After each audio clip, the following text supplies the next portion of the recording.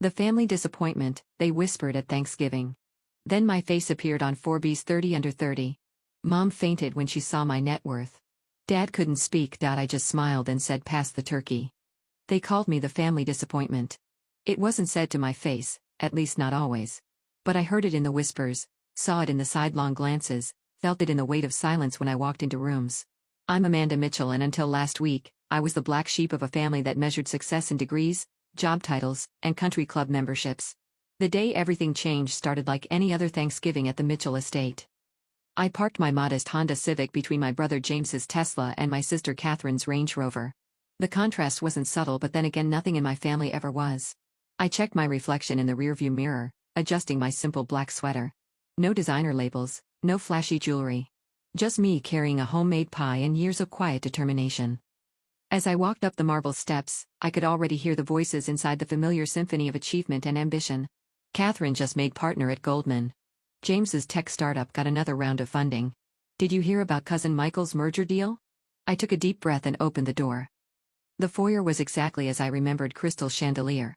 Family photos arranged perfectly on the walls. Though somehow none of them included me, Amanda. My mother's voice carried from the kitchen, more announcement than greeting. You're late, again. Traffic, I said simply, though I'd actually been in a meeting that could change everything. But they didn't need to know that. Not yet. I made my way to the kitchen where my mother stood orchestrating dinner like a symphony conductor. Her Chanel suit was immaculate, not a single gray hair out of place. She barely glanced at my pie. Oh, you brought dessert. How nice. Put it with the others. The others being the professional pastries from that expensive bakery downtown. I placed my pie quietly among them, knowing it wouldn't be served. Amanda. My sister Catherine emerged from the living room, glass of wine in hand. Still working at that. What do you call it? Tech support thing. I smiled faintly. Something like that. Let them think I answered phones all day. Let them assume I was barely getting by. The truth was far more interesting, but timing was everything. Well, at least you're employed, she said with that particular tone, part pity, part superiority. Did you hear about my promotion? Senior partner. Youngest in the firm's history. Congratulations, I said, meaning it. Catherine had always been brilliant. She'd also always needed everyone to know it. James appeared next, his startup CEO status worn like armor. Hey, sis, he said, glancing at my outfit. H&M having a sale? Target actually, I replied. His smirk widened.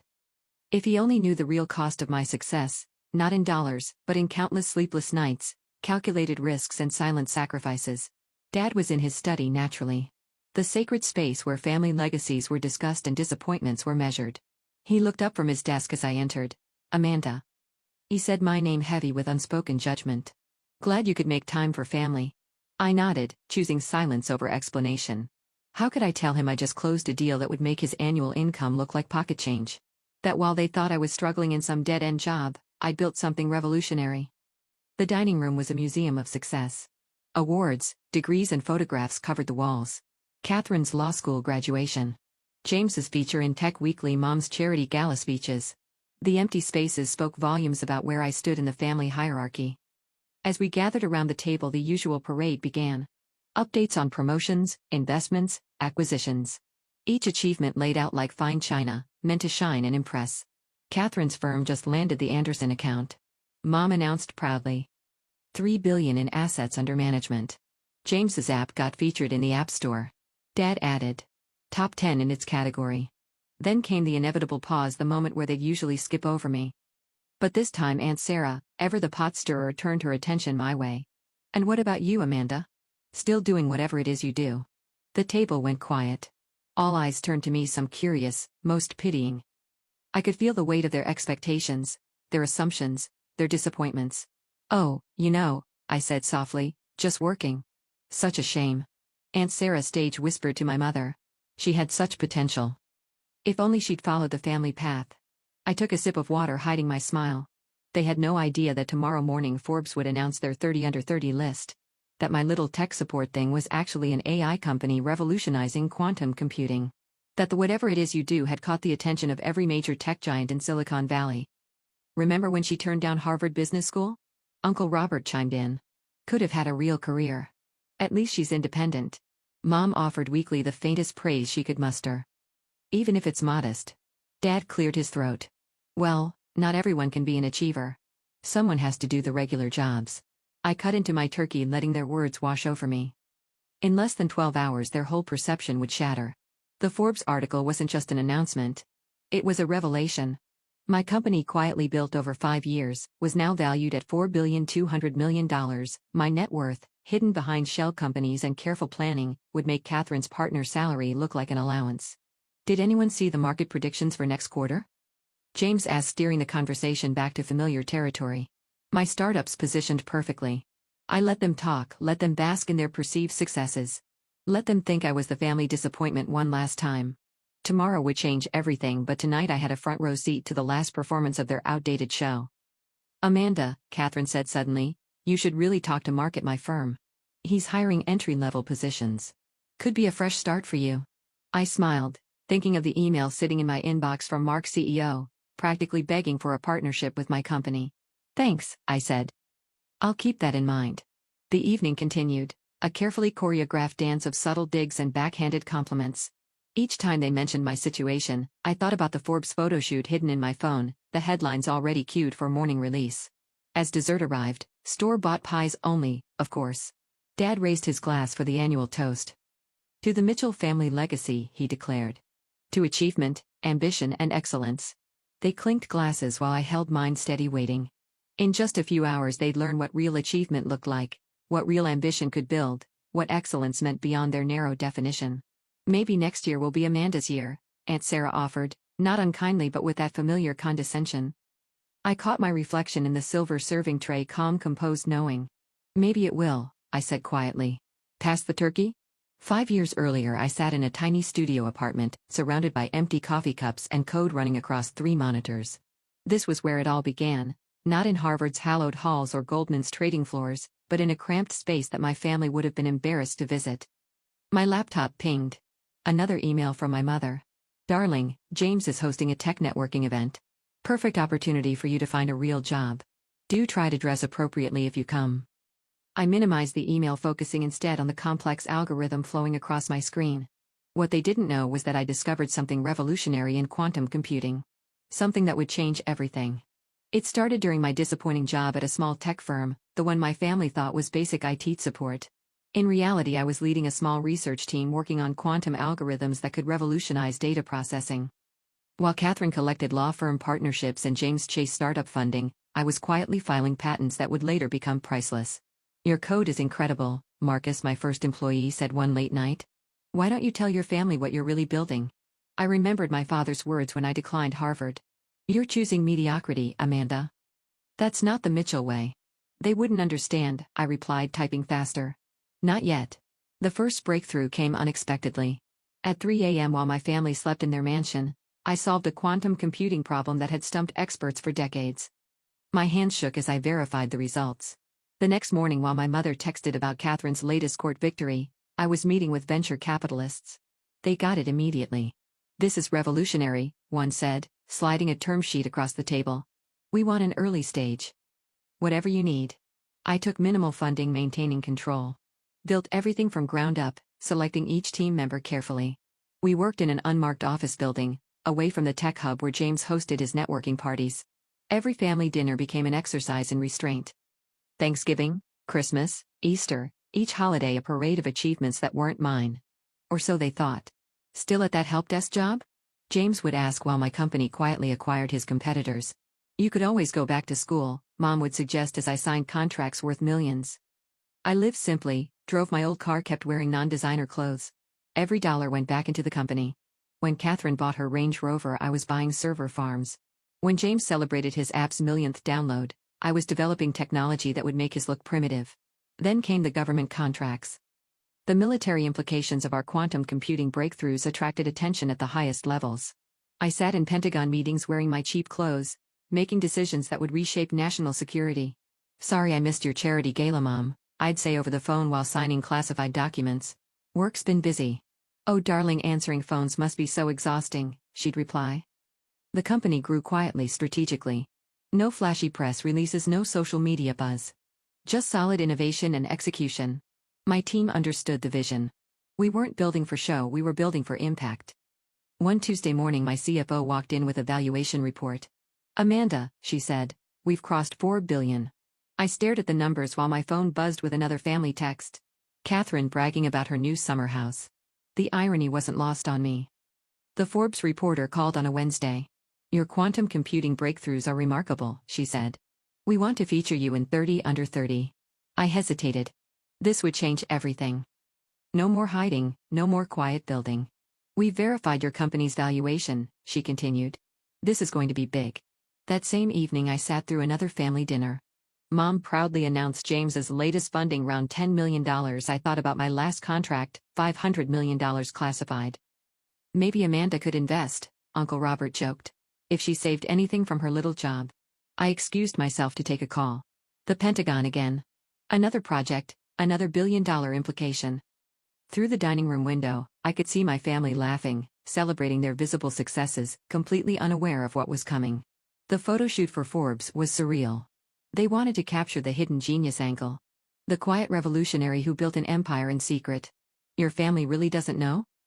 The photographer asked, adjusting his camera. They will, I said, thinking of the upcoming Thanksgiving dinner. The week before the Forbes release, I sat in my real office, the top floor of a building I owned. Monitors showed our global operations quantum computers processing data that would reshape industries.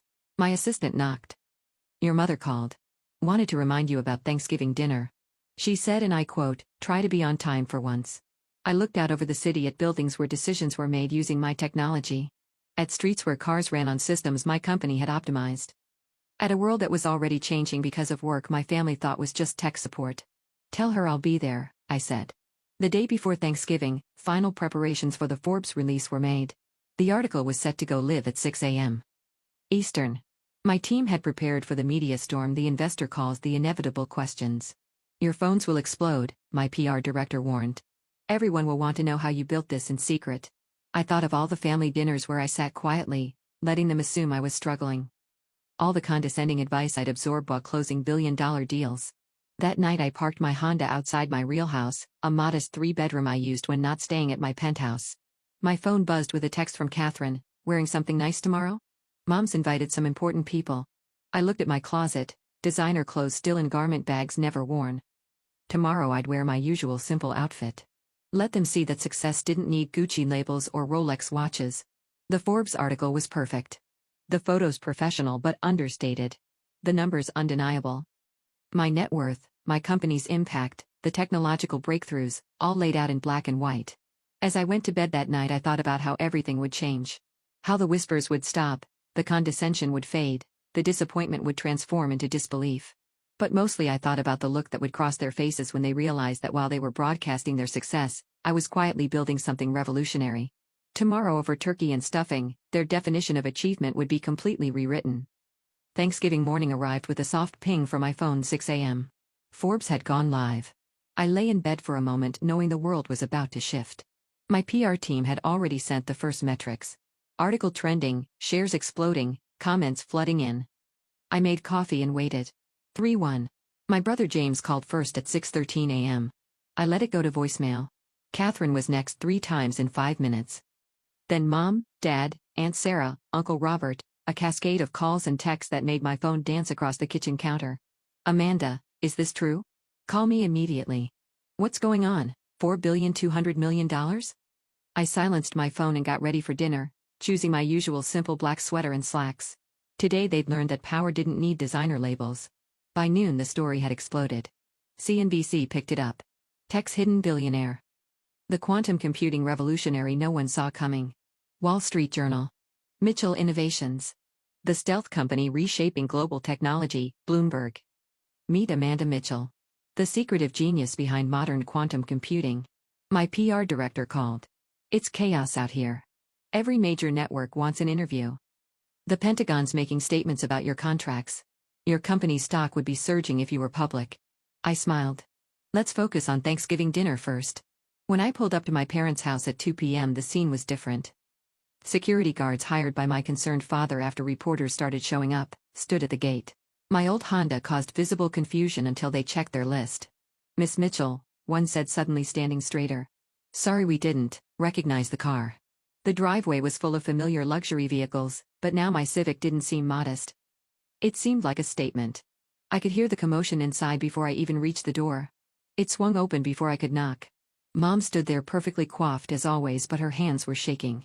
"Amanda," she whispered like she was seeing me for the first time. "Why didn't you tell us?" I stepped past her into the foyer, now crowded with family members who'd apparently arrived early for the show. The usual Thanksgiving chatter was replaced by tense silence. Dad emerged from his study, holding a tablet with the Forbes article still glowing on the screen. He opened his mouth, closed it, then tried again. 4,200,000,000.0, he said finally, each word careful and measured. "Give or take," I replied quietly. "Market fluctuations, you know." Catherine sat on the stairs, still in her power suit but looking oddly deflated. Her phone kept buzzing. Probably her law firm partners realizing who her sister really was. James stood by the fireplace gripping his whiskey glass too tightly. The Forbes article had mentioned acquiring some of his competitors. He'd been pitching to my company for months, never knowing who really owned it. "But you drive a Honda," Aunt Sarah said weakly, as if this was the most shocking part. "It's reliable," I answered, walking to the kitchen with my pie. This time no one made comments about store-bought being better. Mom followed me, wringing her hands. "Darling, all this time, we thought, why didn't you say anything?" I placed my pie carefully on the counter. "Would it have mattered? When I declined Harvard, you'd already decided my path. When I took that first job, you'd already written the story. But the Pentagon. Quantum computing. Billions." Her voice cracked. "We're your family." "Yes," I said softly. "And family should believe in you without needing proof." The dining room was eerily quiet as everyone took their seats. The usual hierarchy had shattered. Catherine's partner salary, James's startup valuation, even Dad's corporate empire, everything looked different now. Uncle Robert cleared his throat. "Well, this is unexpected." "Is it?"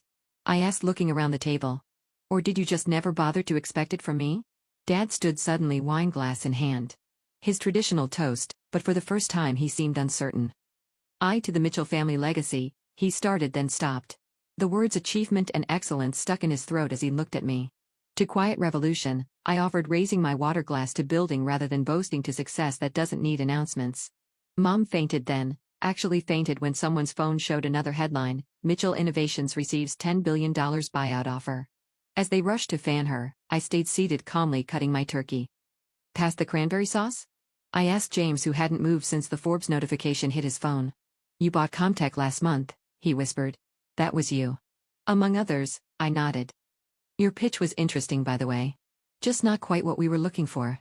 Catherine found her voice next. "Mark? My firm suit. He's been trying to reach you all morning." "I know," I said. "We're restructuring his company's entire digital infrastructure. The contract's worth more than your firm's annual revenue." Dad returned, helping a wobbly mom back to her seat. Their faces had lost that certainty, that assured confidence that they knew best. "Why now?" Dad asked finally. "Why reveal everything today?" I looked around the table at the family photos on the walls that had never included me, at the awards and achievements they'd celebrated while dismissing mine, at the empty spaces where my successes should have been displayed. "Because today isn't about revealing success," I said quietly. "It's about revealing truth. About showing that achievement doesn't always wear designer labels or drive luxury cars. Sometimes it works silently, builds steadily, and changes the world without needing applause." Aunt Sarah dabbed her eyes. "We've been horrible to you." "No," I corrected her. "You've been blind. There's a difference." My phone buzzed. The president's office requesting a meeting about national security implications of our quantum technology. I declined politely. Today was for family. "I have a confession," I said, looking at my mother. "That tech support job you thought I had? I owned the company. That small office you refused to visit? It was one of 30 worldwide. That simple life you pitted? It was a choice." Mom's hands trembled as she reached for her water. "All those holidays you missed. I was in Pentagon meetings, Mom. Or signing contracts in Tokyo. Or developing technology that will help cure diseases." The silence that followed was heavy with realization. Years of assumptions crumbling, of certainties dissolving, of hierarchies collapsing. "What happens now?" James asked, his voice small. I smiled genuinely this time. "No. We eat turkey. We really talk. And maybe we learn to see people for who they are, not who we assume them to be." Dad stood again, this time without his wineglass. "Amanda, I know," I said softly. "Pass the turkey." As dishes were passed and plates were filled, I felt the shift in the room. The family disappointment had become the family revelation. The quiet daughter had become the powerful Sue. The assumed failure had become the unprecedented success. But more importantly, the masks had fallen. The pretenses had crumbled. And maybe, just maybe, real family could begin. My phone buzzed one final time, another headline. Mitchell Innovations announces revolutionary cancer detection technology. I smiled, reaching for the mashed potatoes. Anyone want to hear about what I really do for a living? And for the first time in years, my family truly listened.